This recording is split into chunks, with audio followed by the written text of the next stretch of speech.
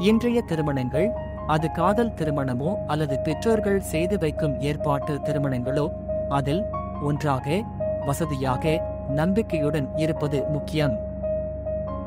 உங்கள் துணையுடனான உறவு வளர்கிறதா தேய்கிறதா என்பதை இந்த அறிகுறிகளை வைத்து முடிவு செய்யலாம். துணையுடன் ஒன்றாக வாழ்க்கையை துவங்கும் போது பிணைப்பை பலப்படுத்த வேண்டும், உங்கள் நெருக்கத்தை ஆழப்படுத்த வேண்டும். இவை மகிழ்ச்சியை அதிகரிக்கும். ஒரு உறவில் இத்தகைய வளர்ச்சியை எட்ட சவால்களை சமாளிப்பது, இலக்குகளை பின்தொடர்வது, ஆர்வமானவற்றை செய்வது, புதியவற்றை கற்றுக்கொள்வது என பல வடிவங்கள் உண்டு. உங்கள் துணையுடனான உறவு நல்ல நிலையில் இருக்கிறது என்றால் இவை எல்லாம் அதில் இருக்கும். வெளிப்படையான மற்றும் நேர்மையான உரையாடல். துணையுடனான உறவில் உரையாடல் சிறப்பானதாக இருக்க வேண்டும். உங்கள் துணையுடன் வெளிப்படையாகவும் நேர்மையாகவும் தொடர்பு கொள்ளும் போது உங்கள் தேவைகள், உணர்வுகள், கருத்துகள் மற்றும் ஆசைகளை வெளிப்படுத்த முடியும். அதேபோல் அவர்களின் பார்வையை புரிந்து கொள்ள முடியும். ஒருத்தருக்கொருத்தர் இலக்கை அடைய உதவுவது.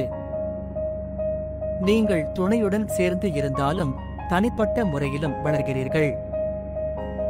அதாவது காலப்போக்கில் உங்கள் தனிப்பட்ட மற்றும் தொழில்முறை இலக்குகளை அடைய வேண்டியிருக்கும்.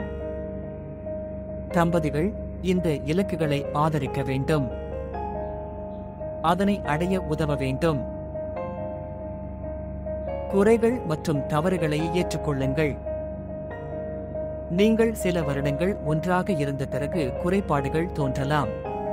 நீங்கள் அந்த குறையை மேம்படுத்த முயலலாம்.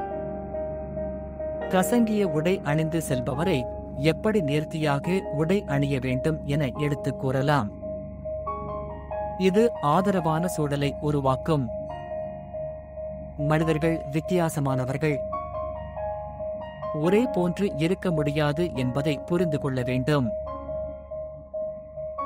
மகிழ்ச்சியாக இருங்கள். இது எளிமையானது.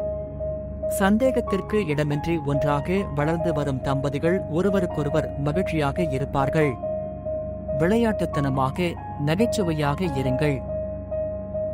இலகுவான இந்த பரிமாற்றங்கள் மன அழுத்தத்தையும் பதற்றத்தையும் போக்கும். நான் என்பதை நாம் ஆக்குங்கள். ஒரு தனிப்பட்ட மனநிலையிலிருந்து நீங்கள் ஒரு குழு என்ற மனநிலைக்கு மாறுங்கள். இதைச் செய்யும் தம்பதிகளின் உறவுமுறை ஒர்க் அவுட் ஆகும்.